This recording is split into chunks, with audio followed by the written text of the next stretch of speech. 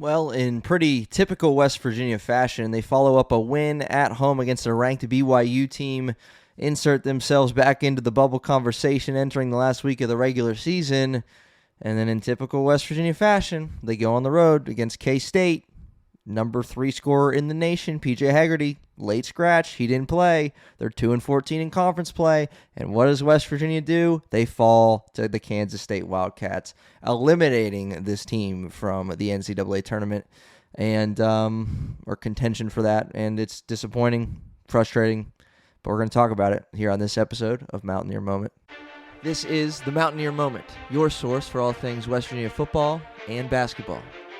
From pregame to postgame coverage and breaking news, we've got you covered. Let's go. Welcome in, everybody, to episode 159 of Mountaineer Moment. My name's Troy, and this is your source for all things West Virginia football and basketball. Mountaineers fall on the road to the K-State Wildcats, the now 12-18, 3-14 K-State Wildcats by a final score of 65-63. And we're going to talk about it, I would say the good, the bad, and the ugly, but it's pretty much just the bad and the ugly for this game for the Mountaineers. Let's talk about what it means, grand scheme, big picture things. This team is, they sucked us back in with that win over BYU, and shame on you and shame on me for thinking that was going to result in the Mountaineers ending the season strong and getting into the tournament, because now their only hope of getting in the tournament is winning the Big 12 tournament, and they're certainly not going to do that. Let's be honest. So, in this recap, again, we're going to talk about the game. We're going to talk about this offense. We're going to talk about the energy and heart that they came out with, which was pretty pathetic and sad on the road in a must-win game against a team that you should beat. And overall, it was a pathetic performance against one of the worst teams in the conference without their best player and with an interim head coach. So, bravo, well done. Again, Mountaineer Moment, episode 159. We would love for you to join this growing Mountaineer Moment community. We're at like 494 or 495 subscribers. I would love for you to be one of like 5 or 6 people to make this thing get to 500 subscribers just in this episode alone, right? That's only a few of you to hit that subscribe button would be greatly appreciated as we continue telling you the good and the bad and the ugly about West Virginia football and basketball. Here on Mountaineer Moment, if you're new, if you're not familiar, we preview and react to every single West Virginia football and basketball game. And so this one is a K-State recap. And we're going to start in the second half for the Mountaineers. So West Virginia took a 26-23 lead into halftime. It was ugly early and often. Teams started like 2 for 14 shooting, both teams combined. It was brutal, and but it was a West Virginia-style game, eerily similar to that first game that these two teams played in Morgantown in late January as far as the first half was concerned. And then the start of the second half actually was kind of similar as well, because K-State got a lead.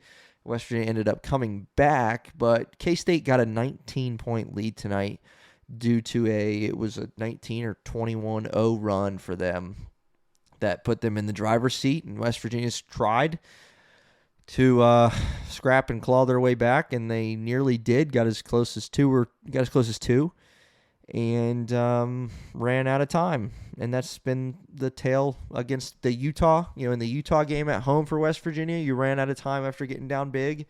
This team continues to like to play from behind, and then they turn it on, and then sometimes it's too late. And tonight it was too late. But I'm not going to sit here and give them credit for that run that they went on to end the game. 1, because it fell short, and 2, because you shouldn't have been in that situation against Kansas State without 23-point per game PJ Haggerty. And I'm going to say that probably a few times during this episode, but it makes me sick to know that guy didn't play, the focal point of their team, the focal point of their offense. By the way, their number 2 scorer has been out for some time now. This team doesn't have a coach, right? Interim head coach, Jerome Tang's gone, and they've won 2 games in conference. They've lost 9 games at home all year, or 9 or something like that, and you couldn't make it 10 because you weren't good enough. You weren't resilient enough. You didn't fight hard enough, and there was no heart and no energy. K-State played harder. They played like they were the team on the bubble, and it's really sad to know that West Virginia is coming off of this, BYU game where you, again, get back into that conversation, and you follow it up by laying an absolute egg. This was an absolutely pathetic performance, but before we get too far ahead, I mean, this second half collapse is where we'll start, because that tells the tale of the game. It tells the story. First half, you're up 3. Offense was bad, but your defense was good, and we've seen that movie before. Then your offense goes ice cold. Worse than it was in a 26-point half. It was, you told the first half, hold my beer, and you just went like 12 possessions in a row without scoring, at least, something like that. And K-State, they made some shots, some good shots, some tough shots, but it's not like they went on an absolute heater. It was because your offense was so bad, it led to their offense, transition opportunities or whatever. Like, it just led to them getting easier buckets. And next thing you know, you look up and you're down 19 points to Kansas State in a must-win game. By the way, in case you didn't hear me, without their best player, without their head coach, and you're trailing by 19. An absolute second half debacle and collapse. Then, like the 8.5 minute mark, you decide to start trying. Defense turns it up a notch, and you make a run, but wasn't enough. And there were mistakes down the stretch, because I'll probably forget to get to it later, but you're down 3. You force turnovers. K-State had some just costly mistakes. If West Virginia did win this game in the end, we would have seen in the same game 2 second half collapses by both teams, like one from each team. 2 total, right? You would have seen West Virginia just collapse and forget how to play basketball, offense and defense. K-State jumps out to this huge lead, and then they squander it completely and blow it, and West Virginia wins. Like, that would have been a second half collapse from each team, and a tale of 2 different second halves. But that wasn't the case, because K-State held on. And, West Virginia's down 3 with like 45 seconds. Honor Huff gets a look or two, and he doesn't shoot them, and they try and force it to Chance Moore. Their offensive strategy, I said it with Mountaineer Paul and Lockhouse on West Virginia, the offensive strategy for West Virginia late when they're down 6, 7, 8, 9, 4, 5, like everywhere in that second half comeback when it got to single digits, it was to drive and find Chance Moore under the hoop, where he's going to get absolutely mauled by 2 or 3 defenders, and he's going to put it in or he's not. He's either going to get to the foul line or he's not, and that's just what happened over and over again. And Chance Moore was really good tonight. Shout out to Chance Moore on his birthday, by the way. But this offense was just bad, and that shouldn't come as a surprise. But it's still a letdown. Like, I'm not surprised that the offense played bad, but I am let down because the last 2 games that offense showed some signs of life. Played pretty well against BYU. Played pretty well against Oklahoma State the game before that. And then you come back in this one on the road if you've been here at Mountaineer Moment any amount of time over the last few weeks, I've talked about just opportunity after opportunity that you continue to fumble. This was a fumbled opportunity, right? What more could you ask for with this team at this current state, with these current players and this current coach and this, you enter March, you enter the last week of the regular season. And I'm not going to say you control your own destiny in the sense that you win 2 and you're in. You might have to go to Kansas City and get some things done there. But you're in the conversation for the bubble. You're not, you didn't go to Manhattan, play against the Wildcats or pregame and be people have you in the tournament. But you're knocking on the door. And so what better opportunity to play against Kansas State, who entered tonight 11-18 and 2-14 in conference play. And by the way, didn't have the best player, PJ Haggerty.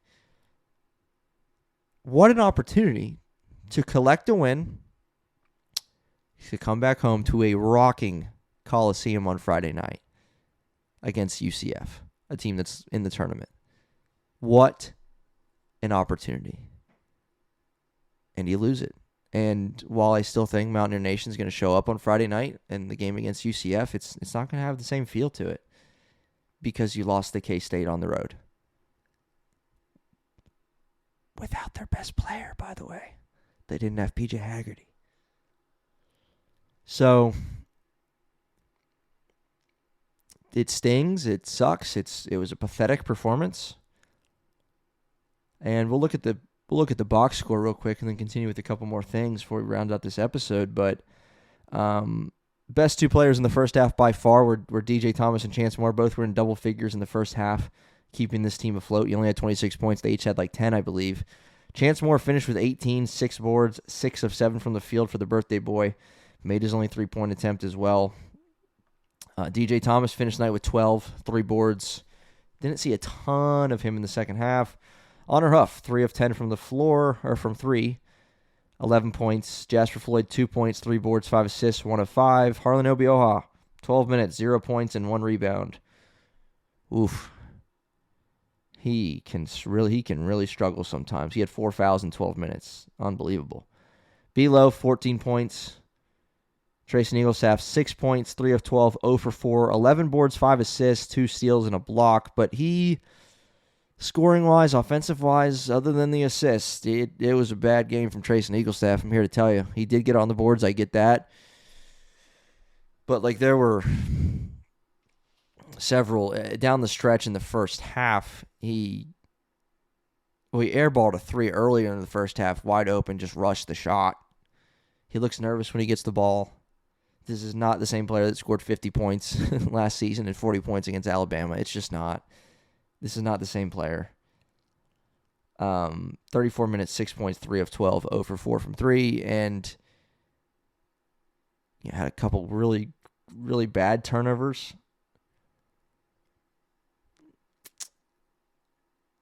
Yeah, and in the first half and the second half, he and then there were a couple stretches when they're trying to make a comeback, and he would shoot a couple in a row, and again, as bad as he's been this season at times, he's still one of your better options because you think he might break out of it, and because look at the competition around him, there's not much else going on in the scoring department, but a couple times he went up with it or shot it, and it won't go in. Let's just put it that way. That thing wasn't going to go in, and it didn't.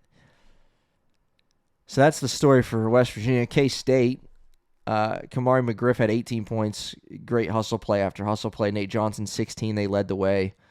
16 points, 9 boards, 7 assists, 5 steals for Nate Johnson in 38 minutes. He and McGriff, again, leading the way. Neither team shot it well, obviously. 41% from the floor for K-State, but they made the free throws, 19 of 25. West Virginia, 39% from the floor, 6 of 23 from 3, and 9 of 16 from the charity stripe. A lot more free throws in this game than there were the previous time these two teams met. And I actually watched the entire game, the entire first matchup from late January, before I recorded that game preview, before this second matchup. And again, there were a lot of similarities. PJ Haggerty didn't score in the first half of that one. He was 0 for 7. Then he had 16 in the second half, but again, he didn't play tonight, in case you didn't hear. But there weren't a lot of free throws. K-State more aggressive tonight, got to the line a lot, made the free throws. And again, West Virginia tries to make a comeback, and they fall short in a must-win game, in a game that would have your last road game of the season, a game that would have set you up for a massive game on Friday night against UCF, and that game is no longer massive. I'm sorry. It's just not. It's just not. I said it with Mountaineer Paul, which you might not want to hear this, but it's the truth. West Virginia's highest level, most involvement in the bubble conversation across bracketology, Lenardi, whoever. The two biggest times where you inserted yourself into that conversation was after the win against UCF and after the win against BYU. You know how you followed up both of those games? After UCF, you had a golden opportunity to host Utah at home, and you lost. You lost. Couldn't overcome a big deficit. You beat BYU at home. You're back in the conversation after 3 losses in a row. You go to K-State. K-State doesn't have their best player. They have an interim head coach, and you lose because you couldn't overcome a large deficit fully. Right? You lost by 2, but couldn't get over the hump. So it's frustrating as it gets, and disappointing, and honestly pathetic. This was a pathetic performance from the Mountaineers tonight, from a hustle standpoint, from a shot selection standpoint, from an IQ standpoint. Mountaineer Paul says that, like, it just, offensive IQ wasn't there. You're trying to make this late push, and then, like, you continue to just try and force things down low, and it worked a few times, certainly, but then guys passing up opportunities to shoot. No one wants to shoot. No one wants the ball in their hands, right? You think about any Mountaineer team in recent history, you can name a go-getter kind of guy like Javon Small. You're down 5-6 with a minute and a half to go. Javon Small, that ball's going to be in his hands. Jasper Floyd gets it. He just casually runs up the floor and passes it around, and just not a lot of urgency. So overall, again, it was just a pathetic performance when you consider the stakes and when you consider the context of this team that you're playing on the road. And it's not like it was a really hostile road environment. There were about 14 fans in attendance for K-State. And I don't know if that's, sometimes you get up for a big crowd and you're more focused when it's a more hostile environment. I don't know, but I'm not going to be here to make excuses. But this is a game you should have won, and you didn't win because you didn't play hard enough. You didn't play well enough. You didn't execute, didn't make shots, and you allowed a 20-0 run in the second half to Kansas State. So now what? As we close out this episode, man, again, it's over. Big, March Madness hopes are completely gone. And I've said that before, and then they sucked me back in after BYU, but I mean it this time. Like, they're completely gone. And there's no need to get hypothetical as we end this episode. There's no need to be like, well, if they beat UCF and then they win the first round of the Big 12 and then they win the second round and then, they come up against like Texas Tech and then, maybe they can beat them. No, like, let's just stop. Let's just stop. We're still going to be here on Mountaineer Moment previewing that last game of the regular season with UCF, and we'll preview or react to that game after the game. And that's a Friday night, by the way. Then we'll gear up for the Big 12 tournament, look at the bracket just like you will, and talk about it. Every West Virginia matchup, whether there's one or whether there's four, we're going to talk about it. But March Madness thing, it's wraps now. Did yourself in with losing 4 out of 5. All winnable games. None of those 4 games were against like crazy good teams, right? TCU's come on, right? They're going to make the dance. You lost to Utah. You lost to TCU. You lost to Oak State, who's not going to make the dance. And you lose to K-State. So, no one to blame but yourselves. It's not like, well, West Virginia, like they were in the bubble picture, but then they came up against a gauntlet to end the regular season, right? I mean, they played Iowa State and Kansas and Arizona and Houston. Like, our schedule had those teams early on. And you ended the schedule with not cupcakes necessarily, but like it's still the Big 12, and Arizona State, last time I looked, they're beating Kansas right now. But you ended the regular season with matchups against bubble teams or teams that aren't in the conversation, and you lost 4 out of 5, and now you got UCF, maybe 5 out of 6, or maybe 4 out of 6, whatever. Couldn't capitalize on a golden opportunity as a whole, and that's it. But again, episode 159 of Mountaineer Moment. We'll be back either Thursday night or Friday morning to give you a preview between West Virginia and UCF at Hope Coliseum for the regular season finale. And, of course, Big 12 conversation is going to continue next week as we inch closer toward March Madness. And, certainly Big 12 tournament in Kansas City is going to be a fun one. And West Virginia will be there. Whether you want them to be or not, they're going to be there. We'll see how long they're there. But this is episode 159, Mountaineer Moment. Again, please help me get to 500 subscribers. We're almost there. It's like 4 away. Come on. Let's go. All right. We'll see you next time, Mountaineer Moment. Let's go, Mountaineers.